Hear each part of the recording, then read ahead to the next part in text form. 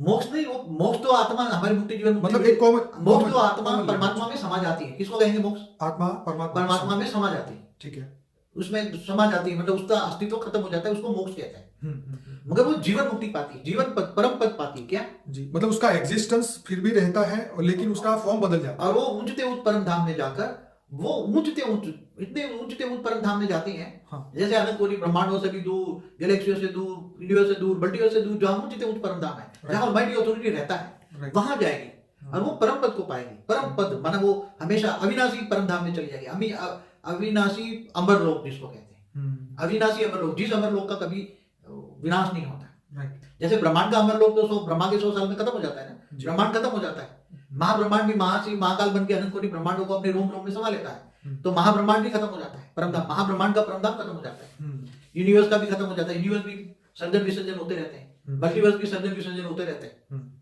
मगर वो तो ऊंचते ऊंच परमधाम, बेहद की कला का परमधाम, बेहद की कला का ब्रह्मांड का परमधाम, मतलब बेहद की कला का परमात्मा, जो बेहद की कला का परमात्मा, ऊंचते ऊंच परमात्मा, ऑलमाइटी अथॉरिटी, बेहद का बाप जिसको कई लोग कहते हैं। तो उसको जानोगे मानोगे तो जैसे कृष्ण अवतार भी साकार में हुआ है, वो ऑलमाइटी अथॉरिटी का अवतार है, गीता ज्ञान दिया।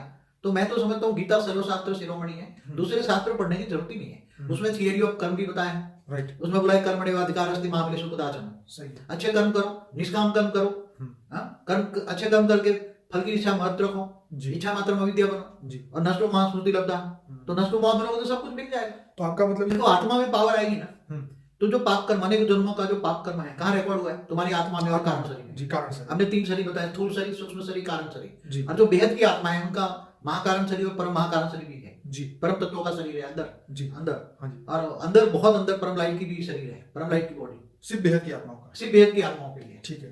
तो ये शरीर को, मतलब स्थूल शरीर जो फंस गए हैं ना कर्म के कारण, 5 तत्वों की दुनिया में, मृत्यु लोक में फंस गए। जी। अब मृत्यु लोक से तुम्हें अमर लोक जाना है, तो अमर ज्ञान चाहिए ना, अमर बनने का ज्ञान चाहिए ना, ज्ञान स्वरूप बनने का चाहिए, तो ज्ञान स्वरूप बनो। तो परमात्मा ने जो गीता ज्ञान दिया है, अपने आप को जानो पहले, क्या? अब मुझको जानो। तो बताया मैं जब तक ध्यान योग से नहीं मिलता, मैं ज्ञान से मिलता।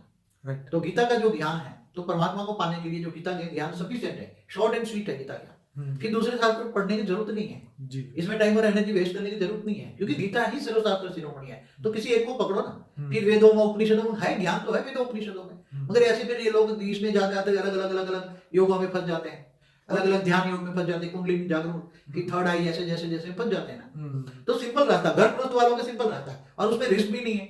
हाँ। कोई भी रिस्क नहीं, सबसे बड़ी बात है इसमें कोई रिस्क नहीं। जी। जी। जब तुम आत्मस्वरूप बनोगे तो ऑटोमेटिक सारी शक्तियां तुम्हारे आत्मा में आएगी ना।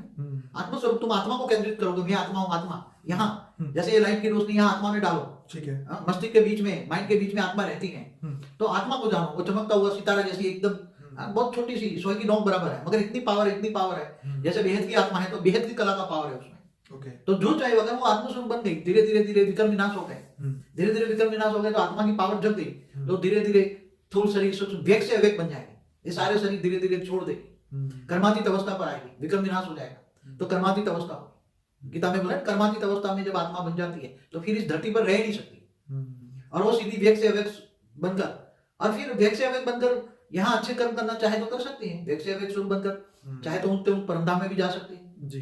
जिसको याद करोगे उसी को पाओगे ना। तो तुम ऑलमाइटी को याद करते हो तो ऑलमाइटी के पास जाओगे, तुम भूत पूजा करते हो, भूतों को याद करते हो तो भूतों को पाओगे। गीता में क्या कहा? तुम जिसको याद करोगे उसको पाओगे। सही है। याद माना योग, बिल्कुल। कनेक्शन।